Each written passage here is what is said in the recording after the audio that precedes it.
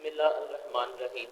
سب سے پہلے تو میں اپنی ساری صحافی برادری کا بڑا مشکور ہوں، ان کا تھینک یو کرتا ہوں کہ وہ اس شارٹ نوٹس پہ یہاں آئے، ایک غریب آدمی کے لیے، ایک محنت کش کے لیے جس کا بیٹے باہر بیرون ملک کام کرتے ہیں اور یہاں پہ کوئی سنوائی ہو نہیں رہی۔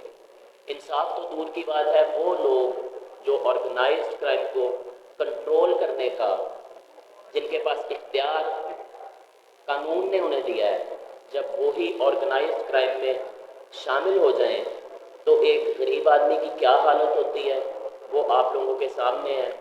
مزید میرے ایکسپلین کرنے پہ یہ بات روز عیاں کی طرح ظاہر ہو جائے گی، تو بہت بہت شکریہ صحافی برادری کا۔ میں زیادہ ٹائم نہیں لوں گا، میں بات کو سمرائز کرتا ہوں اور تقریباً 1 سے 1.5 منٹ میں جو یہ جرم سرزد ہوا ہے وہ میں آپ کو ایکسپلین کر دوں گا۔ ہوتا یہ ہے کہ جی عبد المجید جو بزرگ میرے دائیں جانے بیٹھے ہیں، انہوں نے ایک اعجاز نامی وغیرہ لوگوں سے کوئی 35 سے 40 لاکھ روپے لینے تھے۔ ان پیسے لینے کی وجہ سے یہ ابھی اسی سوچ میں تھے کہ ہم ان کے خلاف کوئی قانونی کارروائی کریں، تو ان کا بیٹا کاشف سعودی عرب سے پاکستان آ جاتا ہے۔ 31 جولائی یہ وہ دن ہے جس دن آرگنائزڈ کرائم کو روکنے والوں نے ایک بڑا بھیانک قسم کا آرگنائزڈ کرائم سر انجام دیا۔ 31 جولائی کو ان کا بیٹا کاشف جو بیرون ملک سعودی عرب سے آیا ہوا تھا اور جس کی واپسی کی فلائٹ 1 اگست کو تھی، یہاں پہ تاریخوں کا خاص خیال رکھا جائے کہ 31 جولائی کو یہ وقوع ہو رہا ہے اور ویری نیکسٹ ڈے اس کی واپسی کی فلائٹ ہے۔ کاشف ان کا بیٹا، ان کا دوسرا بیٹا کامران اور ان کا ایک دوست فیصل، یہ 65 چک جڑا والا روڈ سے لاپتہ ہو جاتے ہیں۔ جب ان کا کچھ معلوم نہیں ہوتا تو عبد المجید صاحب 15 پہ کال کرتے ہیں، لیکن 15 پہ کال کرنا بے سود ثابت ہوتا ہے، کیونکہ ہمارے افسران جتنی دیر تک بات اچھالی نہ جائے یا پیچھے کوئی با اثر فرد کھڑا نہ ہو تو ان کے تو کان پہ جوں نہیں رینگتی۔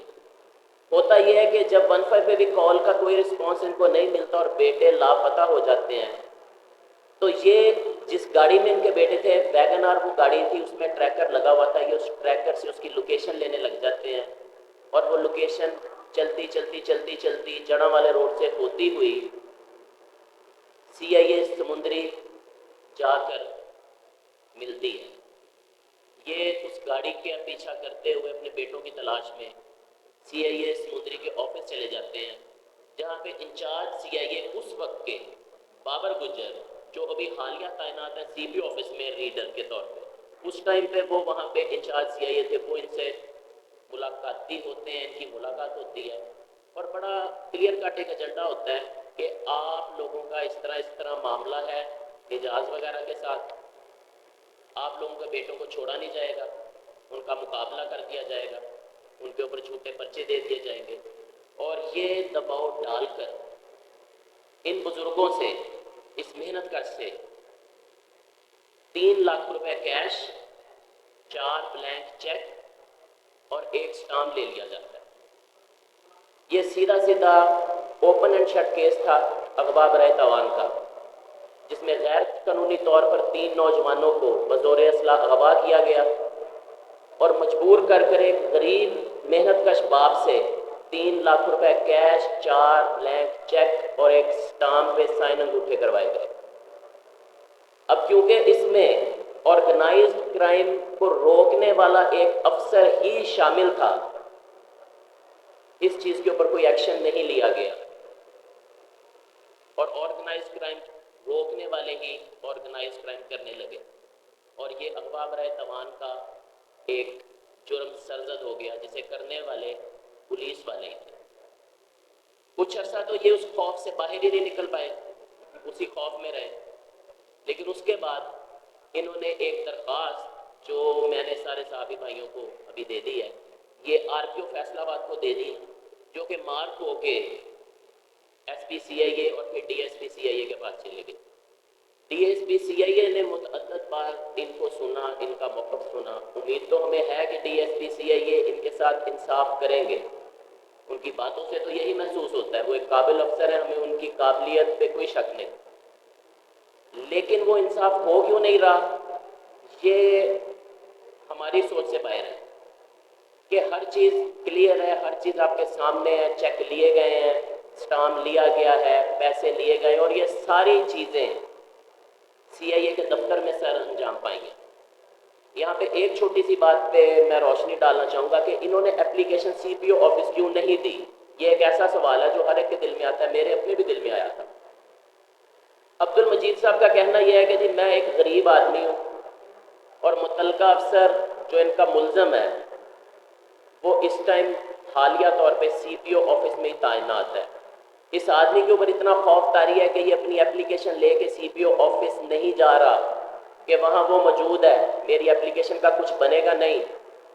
اور یہاں پہ میں افسران بالا سے ایک گزارش کرنا چاہتا ہوں کہ کوئی بھی بااثر آدمی، چاہے وہ کوئی پارلیمنٹیرین ہو، کوئی بڑا افسر ہو یا بڑا بزنس مین، اسے تو CPO صاحب کے آفس جا کے پوچھنے کی ضرورت نہیں پڑتی کہ آیا صاحب جو ہیں وہ مصروف ہیں یا کیا ہیں. وہ دروازہ کھولتا ہے اور اندر چلے جاتا ہے.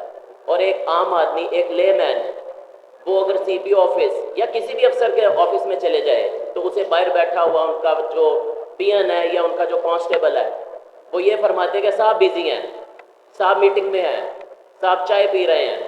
یہ صاحب ہمارے میٹنگز کس لیے کرتے ہیں؟ کیونکہ رزلٹ تو زیرو ہے، صوبے میں بھی شہر میں بھی.